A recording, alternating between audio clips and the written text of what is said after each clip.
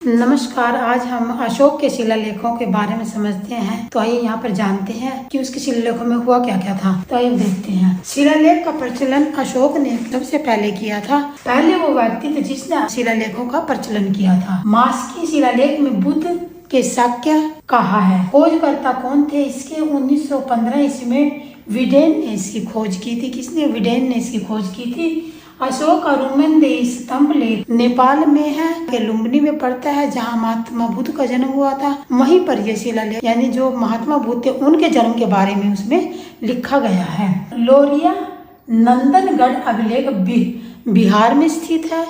जोगढ़ शिलालेख उड़ीसा में है। इसकी खोज 1850 ईस्वी में की गई थी। वाल्टर इलियट ने इसकी खोज की थी। इसके पश्चात एक शिलालेख मेरठ में था, उसका फिरोज शाह तुगलक ने दिल्ली में स्थापित करवा दिया था। वैसे तो ये करनाल की तरफ से जाते हुए मेरठ है, मेरठ से फिर वो उठा करके वो वहाँ से दिल्ली में स्थापित कर दिया गया था। आगे समझते हैं। जब स्थापित किया था तो वहाँ कहाँ पर स्थापित किया था? शिकार एक कुश महल में इसे रखा गया था। दिल्ली टोपरा लेक ये हरियाणा राज्य है। हरियाणा राज्य के अंबाला में स्थित है। इसको भी उठा करके दिल्ली में शिफ्ट किया गया था। वो किसके द्वारा उठाया गया था? फिरोज शाह तुगलक के द्वारा वह उठाया गया था। और अशोक के 7 लेख उत्कीर्ण है, यानी कि उस पर 7 लेख लिखे हुए हैं।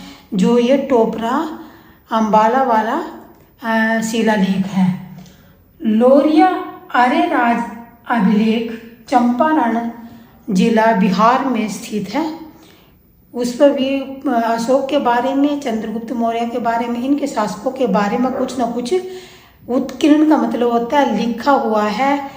जैसे किसी पत्थर पर खोद कर लिखे जाते हैं उसको उत्कीर्ण कहते हैं।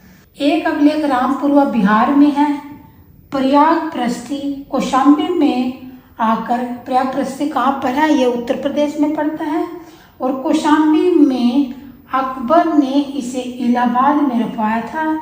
इसमें रानी का लेख भी लिखा हुआ है और उसका नाम क्या था? कारुबाकी। जूनागढ़ अभिलेख था, उसमें चंद्रगुप्त मौर्य और अशोक के जल संबंधी विवरण लिखे हुए हैं कि किस प्रकार से जल का संरक्षण करना, उसके बारे में ये सब लिखा हुआ था।